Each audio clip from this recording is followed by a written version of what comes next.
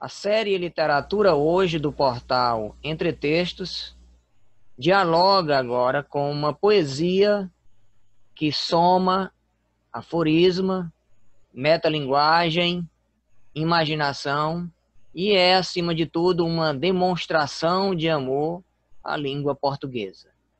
Assim é a poesia de Maiana Velame. O livro Português Amoroso, recentemente editado, é um projeto concebido pela Casa de Projetos Literários, dirigida por Lívio Meirelles. Boa noite, Maiana. Uma satisfação tê-la aqui conosco. Boa Inicialmente, noite. Maiana, eu pediria a você que nos explicasse qual é o lugar dessas três noções de sentido: o aforisma, a metalinguagem e a imaginação em sua poesia. O que representa cada uma delas para o seu fazer poético? Primeiramente, saudações literárias. É um prazer estar aqui falando de poesia. E quando a gente fala de poesia, a gente tem que abrir os poros do nosso corpo, porque poesia, antes de tudo, é sensibilidade, né? É sentir.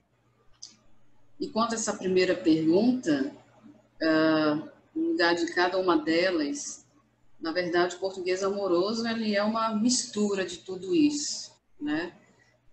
Utilizando de tudo aquilo que a linguagem ela nos oferta, tudo aquilo que ela nos presenteia. Então, o lugar da poesia está justamente nisso, nessa mistura de tudo aquilo que a linguagem pode nos proporcionar. Então, vai ter lá o seu lugar da metalinguagem, né? Quando a gente vai falar, a poesia vai falar da própria poesia. Então, é tudo junto, estão todos unidos nesse fazer poético. Pelo conjunto de textos que eu li da coletânea, a sua poesia ela procura dar uma função didática também ao fazer poético. É possível nós alcançarmos essa função didática na poesia sem nós comprometermos a sua dimensão estética? Sim, né? Agora, é claro, isso depende daquilo que você quer alcançar, porque, como eu falei, antes de qualquer didática, a poesia ela vem do sentido de você realmente sentir, de você se abrir, né? Quando a gente fala no teor didático, claro, a gente vai criar metodologias, né, do fazer poético, mas eu acho que a essência principal é a gente saber que a poesia é uma expressão maior de sentimento através da linguagem. E, claro, você sendo um leitor de poesia, você vai acabar se abrindo e querendo conhecer. E daí a gente vai partir para os outros princípios que compõem a poesia, que a gente vai falar das figuras de linguagem, nós vamos falar da composição das estrofes, das rimas, da métrica, mas a didática em nenhum momento ela tende, né, a tirar o valor cabível que é a poesia, que a gente sempre remete a poesia a tudo aquilo que é belo, né? Ela, na verdade, acaba funcionando como um dos temas, ou o tema principal, que, aliado ao amor, perpassa aí todo o conjunto de poemas. É o fato de a língua e, sobretudo, os seus conceitos funcionarem como tema, não significa dizer que isso é o texto, por essa razão, por trazer a língua como um tema por excelência, deixou de ser menos belo. Então, nós vamos projetar Exato. aqui um pouco da sua biografia, alguns comentários a respeito, nos foi repassado pela Casa Projetos Literários.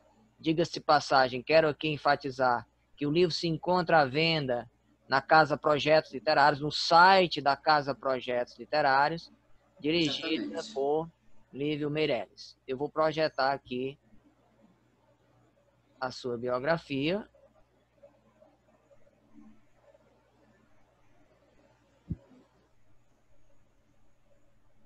Exatamente. Vou pedir sua permissão aqui para ler a sua biografia de forma muito breve. Maiana Velame é formada em Letras, Língua Portuguesa, pela UFAM e vive na cidade de Manaus. É professora da Secretaria de Educação e Qualidade do Estado do Amazonas.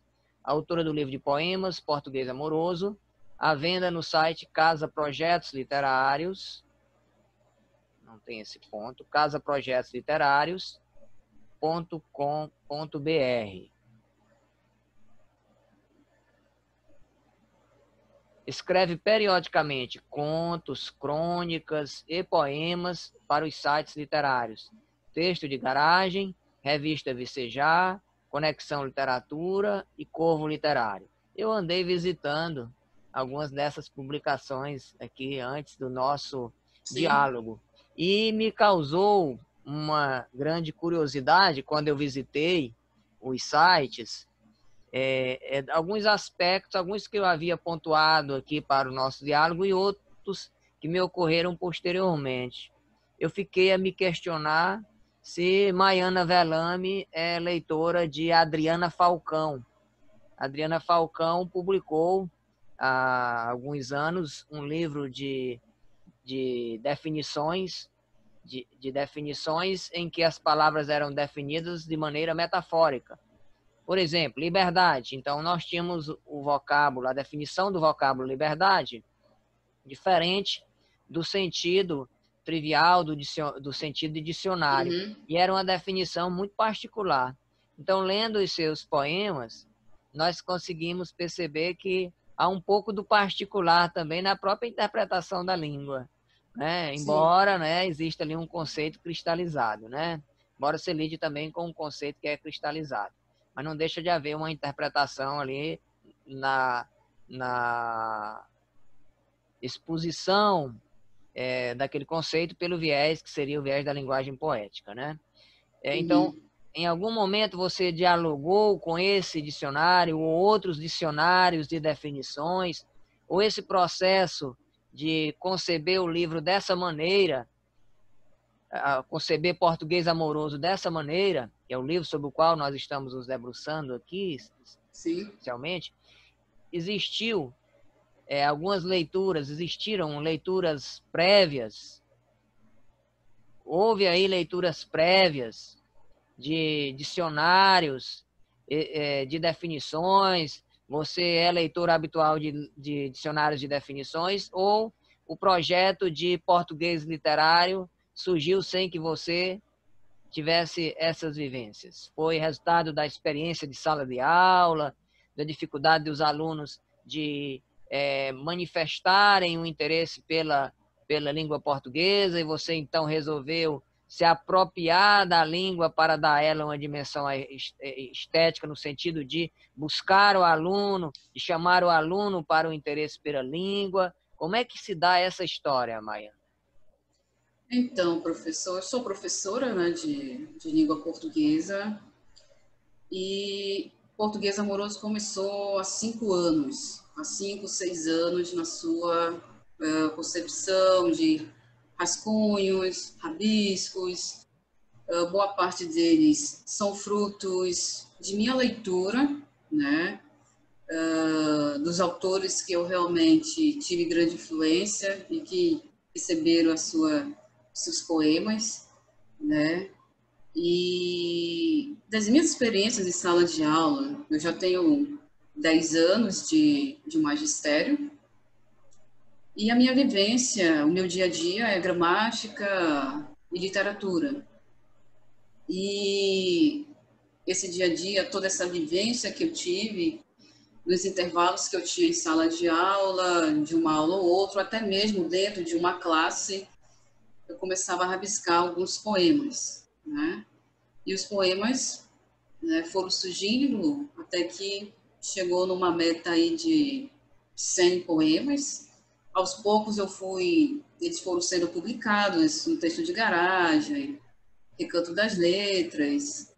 E quando eu percebi que, de fato, esses poemas estavam ganhando cor, sentido, pensei, por que não juntar todos esses poemas e criar um livro de poesia falando sobre a própria língua, sobre a própria literatura brasileira, já que isso é a minha paixão, é o meu fascínio. Eu sou muito grata a todos os livros que eu li, né, que de certa forma dialogaram comigo e me fizeram ser uma leitora e de certa forma estão todos aí no Português Amoroso, os poemas em homenagem à língua. Queria aqui projetar aqui um pouco alguns depoimentos que me foram repassados pela Casa de Projetos. Eu vou projetá-los aqui. Já nós vamos aos poemas. Então, escreve aqui Rafael Civaro, da editora Madre Pérola. Português Amoroso traz em suas páginas poemas que permeiam lirismo e ludismo, criatividade e imaginação. Ressalta singularmente a gramática da língua portuguesa, assim como também as obras dos grandes autores de nossa literatura. Professor Reinaldo Damasio, curador da Casa das Rosas, editor e crítico literário, escreve sobre o livro o seguinte: será possível imaginarmos uma sintaxe amorosa? É o que busca Maiana Velame entre pronomes, conectivos, onomatopeias, adjetivos, pontuações e acentos, na tensão semântico-sintática entre o real e o desejo, tentando captar o que há de substantivo na experiência ou na sua expressão de som e sentido. Afinal, nós, humanos, somos feitos de linguagem e nela definimos nossas identidades de gênero, inclusive. Ou como escreve a poeta, para amar é preciso alfabetizar o coração. Escreve aí o próprio Livio Meirelles, um dos projetos mais emocionantes que trabalhei nos últimos anos. Maiana Velame é uma poeta que, tenho certeza, despontará no mercado editorial como poucos, tendo respeito do meio literário e impactando seus leitores de maneira única. Nós vamos observar, então, que todos os poemas eles vão se convertendo aí em definições de maneira objetiva, de maneira direta ou de maneira indireta, né? Que nós vamos percebendo aí também duas instâncias desse dizer. Uma instância que é a língua propriamente dita e outra instância que é a instância humana, a instância do sentimento. Então, as duas instâncias de dizer, elas vão se confundindo nesse projeto literário, né? Então, aqui estão selecionados alguns dos poemas que estão no livro, né? Aqui é uma pequena amostra desses poemas. Nós vamos já falar sobre esse estilo também, sobre a relação dele com a internet, com a tradição literária, tá? Então vamos já falar sobre isso também. Então, tropeço em vírgulas, retira o teu ponto final e sobre ti espalho. Que imagem, né? Nós vamos aí fazer, conforme eu disse, duas instâncias, dois sentidos, né? Nós, enquanto leitores. Nós temos aí não apenas a reflexão sobre o significado e o lugar, né, da vírgula, do ponto final, mas nós vamos aí observando o uso metafórico desses elementos da língua, desses sinais, o uso metafórico dele para construir uma imagem específica, que é a imagem do amor materializado da forma física, né? Que é a materialização física do amor, né? Então, quando nós lemos, nós tendemos a ler, num primeiro momento, pela materialidade física do amor. Quando nós passamos a ler a materialidade da língua, o que é, conforme a língua aí, na sua leitura, vírgulas e ponto final, a partir da imagem que o poema evoca? Tropeço em vírgulas. Isso é uma questão gramatical que muitos batem a cabeça, que é o uso da vírgula, né? Quando é que eu vou ter que usar vírgula? Isso causa uma confusão tremenda, né? E isso, de alguma forma, nos faz tropeçar, fazendo uma analogia de como muitas vezes nós tropeçamos nas questões amorosas, né? Então, a gente faz essa ligação. O ponto final, que é o que ninguém quer, né, em uma relação, é esse ponto final. O ponto final, na gramática, ele nos entende que está finalizando ali, né, um período. Né? Então, essa analogia que a gente pode fazer aí nesse parâmetro, né, das pontuações, com aquilo que a gente chama da nossa gramática amorosa, né? Olha, Ana, suas aulas começam sempre, suas aulas de gramática, começam de verdade com poesia, isso é o chamariz para as aulas de gramática, é? Na verdade, eu procuro de alguma forma, né? Confesso que as minhas aulas elas são bem amorosas nesse sentido. Porque eu trabalho com adolescentes e a adolescência é uma fase que mexe muito com essas questões da primeira paixão, do primeiro amor. E eu me coloco muito que o professor ele tem um papel importantíssimo de ser uma referência, né? Ele é uma referência numa sala de aula. Então, de vez em quando, numa aula de gramática, eu jogo uma oração com um teor amoroso. E aí, claro, a turma gosta, né?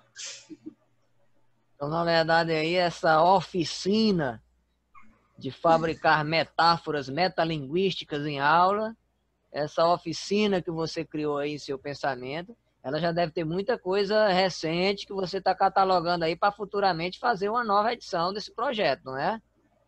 Já está em andamento, né? Já está em andamento. Eu digo uma nova edição, não a segunda edição do primeiro, mas um novo volume aí, com outro título, talvez, não é isso? Sim, sim, sim.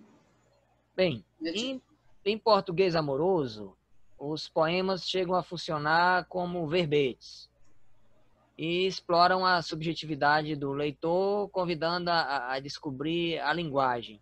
Eu peço à senhora que comente um pouco, né, sobre esse aspecto tão fundamental na obra. Sim. O português amoroso, ele vem, de fato, convidar o seu leitor a ver a gramática de uma outra, ter uma outra visão de gramática, ter uma outra visão, né, de literatura. Porque quando a gente fala de gramática, a gente logo lembra de regras e de normas, né? E o português amoroso ele vem trazer a gramática de uma forma mais poética, né? A gente pode fazer poesia com vírgula, a gente pode fazer poesia com reticências, com ponto final, por que não, né? Então, é esse convite, né, que os poemas vão trazer ao seu leitor. Vamos lá, leitor, vamos ver a gramática, vamos ler a gramática de uma outra forma, de uma forma mais lírica, de uma forma mais amorosa, rompendo um pouquinho essa barreira normativa de ser e de regras, né? Que tanto a gente está acostumado, para quem estuda, os nossos alunos, nossos professores, enfim. Então, esse é o propósito, né? Como é que seria a gramática vista numa visão amorosa e não vista numa questão de normas e regras? Talvez seja esse o propósito do livro, que eu vou deixar a cargo do leitor, após a leitura, ver se realmente ele conseguiu, se ele leu isso, né? Porque nós vamos partir do princípio que o leitor, ele também vai fazer a sua recriação de todos os poemas. E aí que vem a magia da literatura, que vai ser essas múltiplas interpretações que nós vamos ter dos poemas. Quando eu lia o conjunto de poemas de Português Amoroso, eu me pus a fazer dois questionamentos que, na verdade, se conjugam. O primeiro deles era de pensar a influência da tradição literária sobre essa forma de fazer poesia. Vamos tomar como parâmetro aí, por exemplo, o poema Piada, do Oswald de Andrade. Vamos tomar como parâmetro a poesia do Paulo Leminski, no seu lado lacônico, no seu lado de brincar com as palavras. Então, me ocorreram de imediato essas associações, né? Então, ao mesmo tempo em que eu pensava na tradição da literatura, eu pensava também no contexto em que essa escritura literária acontece.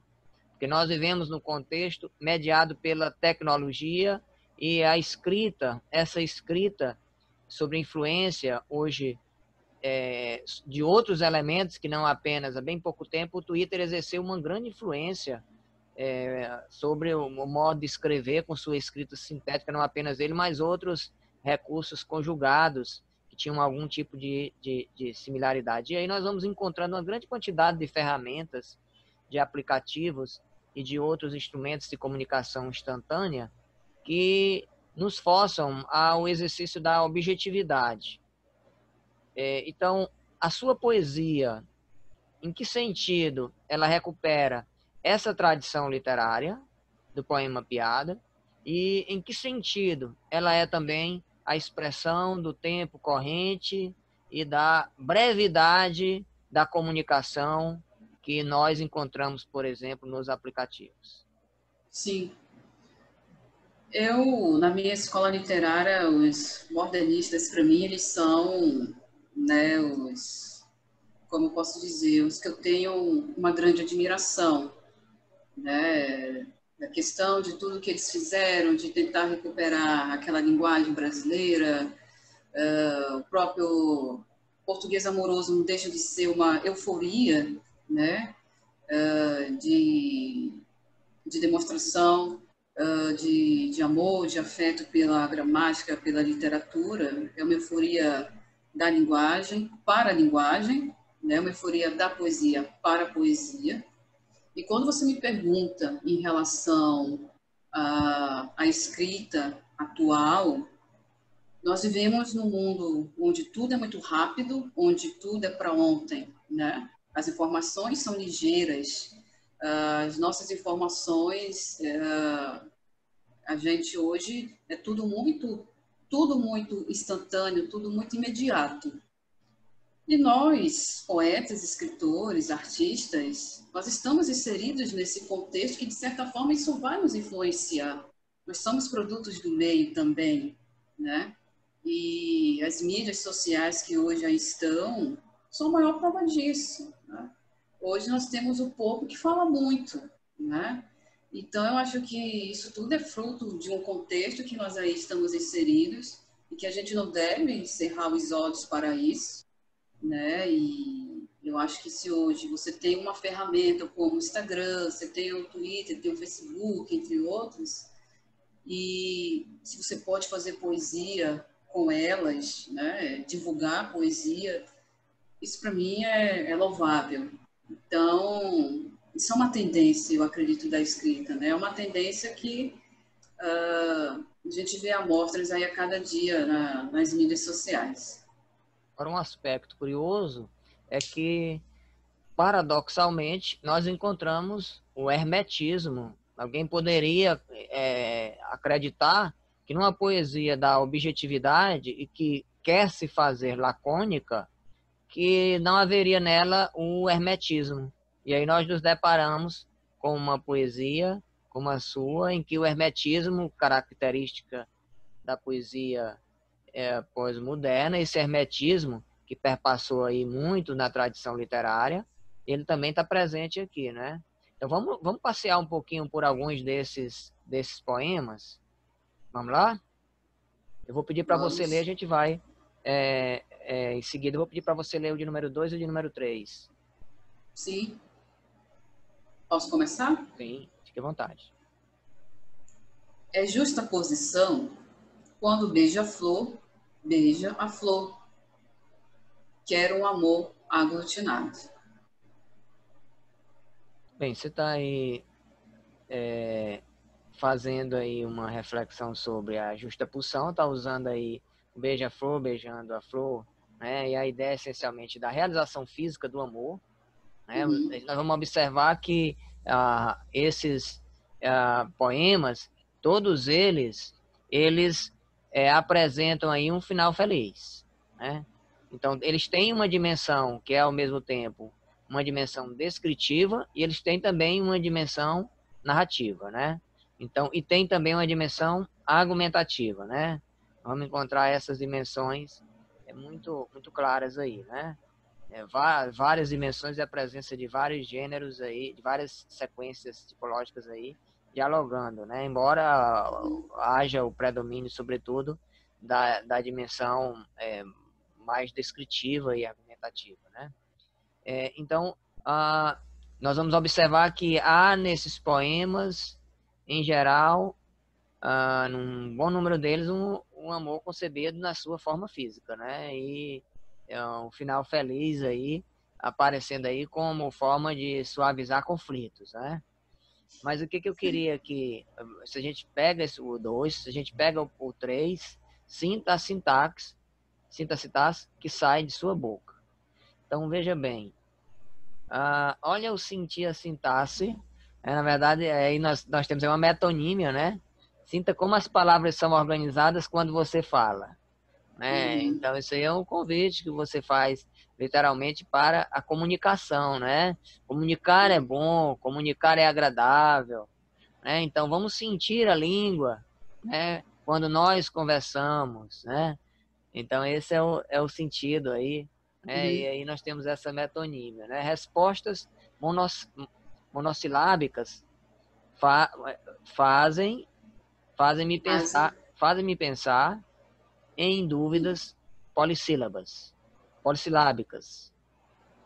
Ai de ti, Rubem Braga, se não fosse Copacabana a desfilar em tua crônica. E o que seria Copacabana sem o Rubem Braga? Exatamente, né? Mestre da crônica, né? Estou lhe perguntando, o que seria de Copacabana? Será que seria Copacabana que é? Vamos deixar para o leitor, né? Sobretudo o leitor carioca, né? Os cariocas que vão responde... saber nos responder melhor.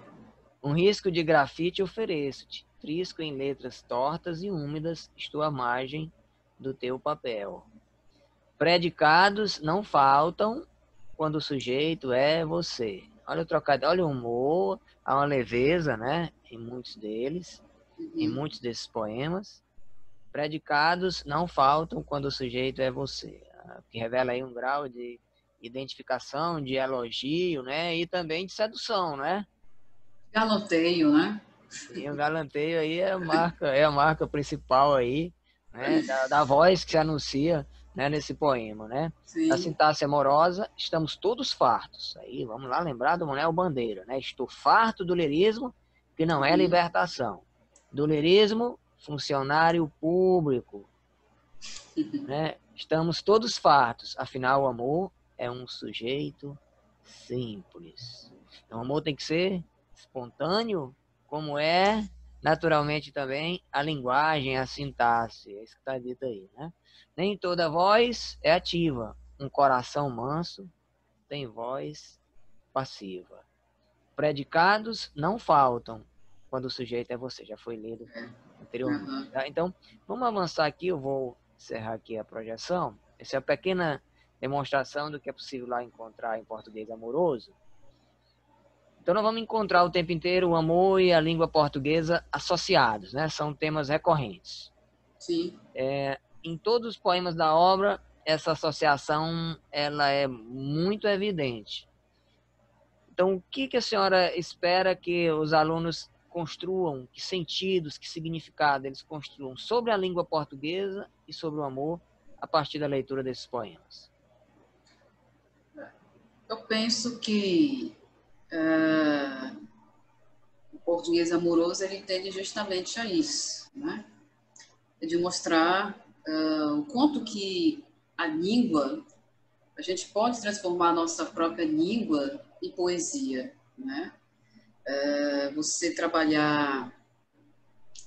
transformar em poesia uma reticência, transformar em poesia uma vírgula, né?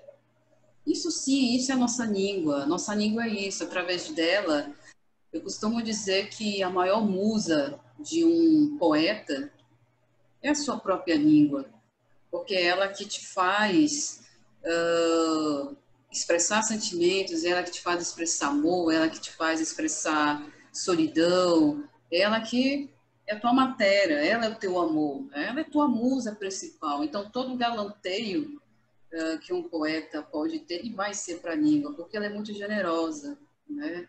Tantos recursos que a língua te oferece, são figuras de linguagem, são trocadilhos, são metáforas, então, tudo isso são recursos que a língua está ali te ofertando.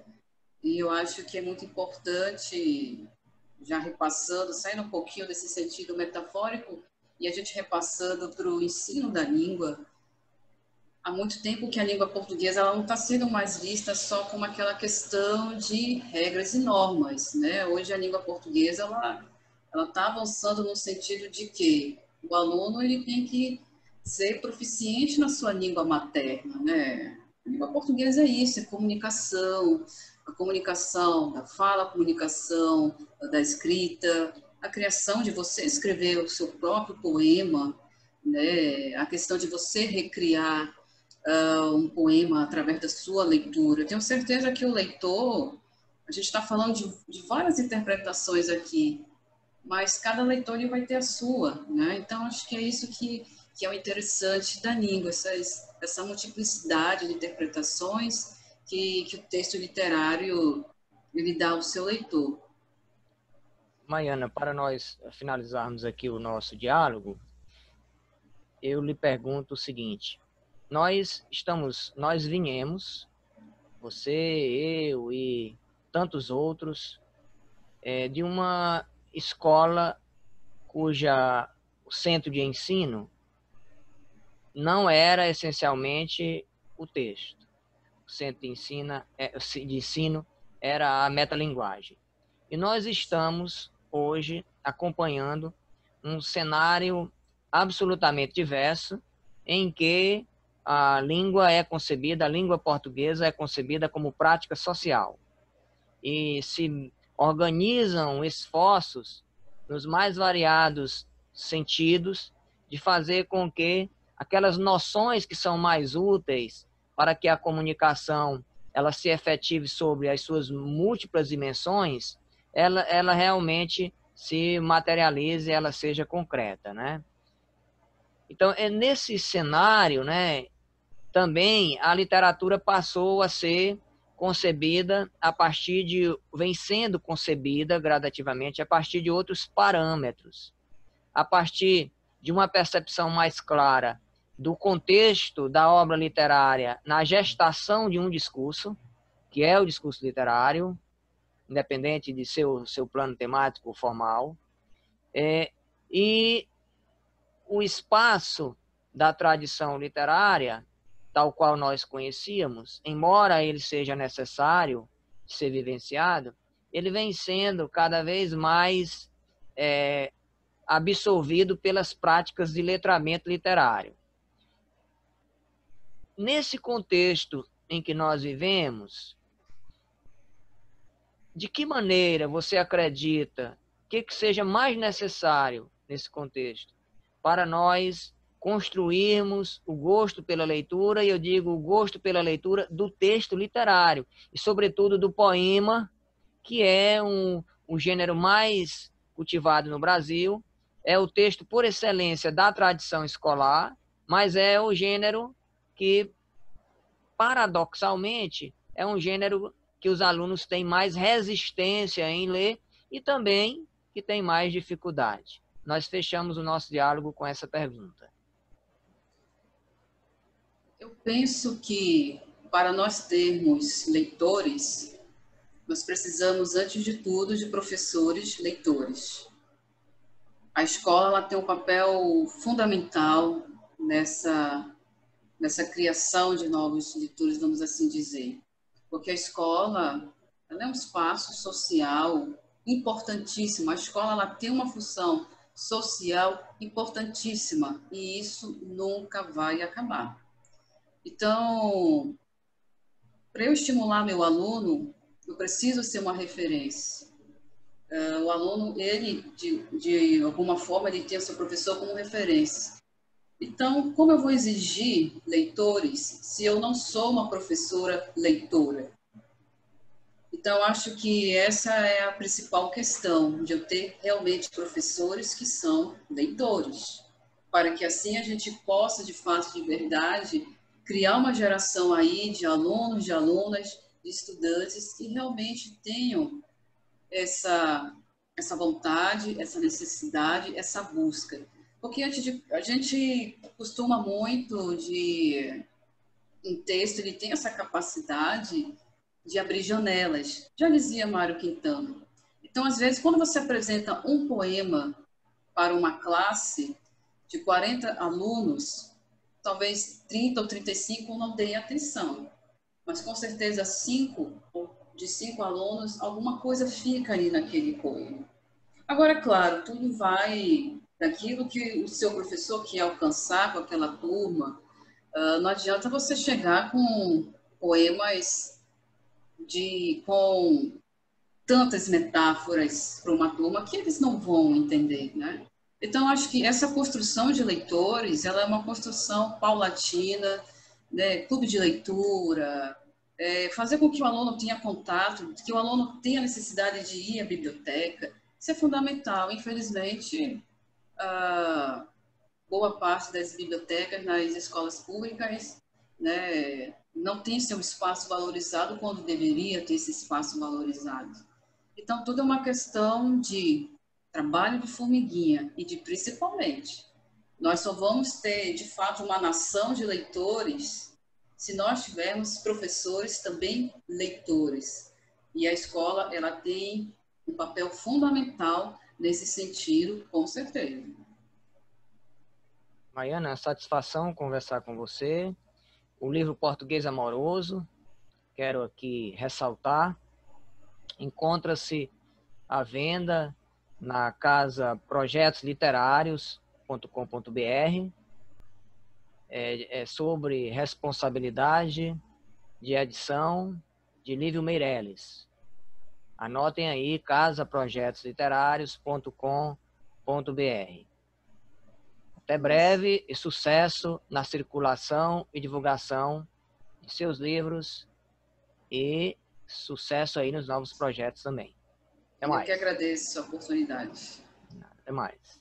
Até.